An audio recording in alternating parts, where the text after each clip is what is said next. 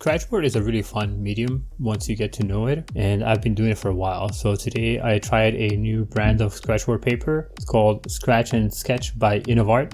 And I'll let you know what I thought about it while you watch me work on this dope ass piece. Anyway, the paper, first impressions, fantastic, very nice, deep black on it. The glossy finish is kind of cool. I actually enjoyed it at first, and I was really excited to use this paper when I opened the package. When I started to use the paper, it kind of let its less stellar features come to light. When I first do these, I started with a sketch done with some soft graphite on top of it. That way I can have something to guide me when I work on this the surface, and that's fine. You can definitely sketch on it, and the graphite shows up enough for you to be able to see it, and not too much that it'll deter from the finished piece once you're done. First drawback of this paper is the amount of pressure required for you to make a marking on the surface. Usually when you work on black scratchboard paper, you want to be able to make markings with not that much effort. Sometimes you want to be able to just kind of flick your blade on the paper surface and get very fine white markings. With this paper, that was almost impossible. I kind of got it to work the way I wanted to in certain areas, but not really how I expected it to work.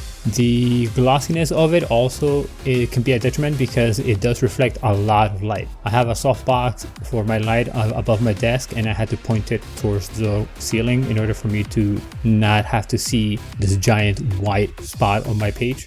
And not being able to do fine lines also makes small details or small elements on your piece a lot harder to achieve. And you'll see that as I work here, that I do have a little guy on the bottom. One thing that is cool about it is that if you use a hard glove like I'm using here in this video, you won't have to worry about leaving polished spots on the surface because the finish is already glossy enough that you don't have to worry about that. Some papers have a bit more of a matte finish, or the actual boards have a matte finish. And if you have any sort of cloth-like glove and you rub your hand around it a little too much on the same spot, it'll eventually start to polish and give it this like shine on that area. And that could kind of look crappy sometimes, but on this paper, since it is glossy already, you don't have to worry about it. It won't polish the paper, or it won't leave you those markings. But yeah, like I said, the reflection does kind of bother, so I had to move my light box and also incline the paper towards me a bit more. The amount of pressure to take the ink off of this paper, it was a real sore spot for me when I was using this. I did not enjoy it as much as I thought I would, and I wish that it had been a bit easier to scratch off the ink, because when you have to put so much pressure, or when the ink is so stubborn, when you start doing cross hatching with fine lines to render different types of surfaces, different types of textures like cloth or skin tones, the more busy an area gets, the more scratching, the more hatching that you do in a general area, the more likely that you'll have chunks of ink come out rather than just overlapping markings that you're making on purpose. So if you see it when I'm working on here, I don't know if it gets picked up, but the thumb of the hand holding the heart is kind of blotchy a little bit. It's not a smooth texture for a skin tone. The actual clothing that the character is wearing, it's not necessarily to my liking as far as how the lighting was depicted, and the texture on the heart itself was really hard to differentiate it or to render it because it's a smaller surface and it needs a bit more of a detailed, it needs more fine details in order for me to render the texture. And this scratchboard paper made it nearly impossible for me to achieve what I wanted. So much so that when I was working on the top of this piece, I wasn't sure whether or not I was going to be able to draw the bottom, because the bottom is comprised of smaller elements that I didn't think I was going to be able to pull off well enough with how hard it is to make a mark on this ink. So yeah, I wouldn't necessarily recommend this paper for anybody that does some serious detailed work, or anybody that wants to achieve a smooth gradient of light on the surface that you're rendering, because it is really hard to get that fine detail to smoothly transition from light to dark, or and vice versa. Because when you work on a black surface like this, your lighting, it's what makes or break the effect of your piece. And I'm a stickler for how I want to render my lighting, and in this time it was not fun to get it working.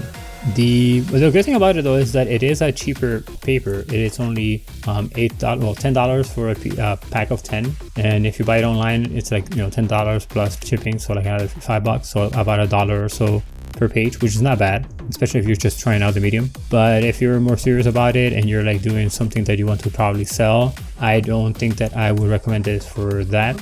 It's more like a fun first scratchboard to use. But yeah, so I enjoyed it all the same. I enjoyed myself working on this piece because I haven't had a scratchboard paper in a while, and I had missed the medium. It's one of my all-time favorite ways to work, so getting back to it was both nice and disillusioned because I wanted it to work how I remember my other boards to work. I wanted to have more control over my line weight. I wanted to be able to do better lighting and texture, but this paper just fought me all the way through. It didn't want to work how I wanted. It required so much more pressure for me to get any markings going, and the ink just didn't cooperate. It's not ideal. If you like to do some sort of like more cartoony, more kind of style, or something that's more like an illustration with no variations of line weight, maybe this is for you. But if you're like me and you want to use a lot more details, little markings to create soft light spots here and there and different textures, this is definitely not something that I would recommend. I don't see myself buying it again. I do have 8 other papers left from the 10 pack. One of them got ruined, so I only have 8 out of the 10 left now. So if you guys want me to do another piece on the same type of paper, I can definitely do more. If you want to see anything, let me know in the comments. If you want to try it, I'm going to leave a link in the bottom of the description so you can get it if you want to try it out. Again, $10 is not bad, but there are better scratchboards. So my final thoughts on this: good for the price if you're starting out, bad if you expect to be in full control of your strokes when you're working on this. But that's about it. So I hope you enjoyed this quick little review. I'm trying to make reviews of art supplies for artists that work in similar style than I do in black paper.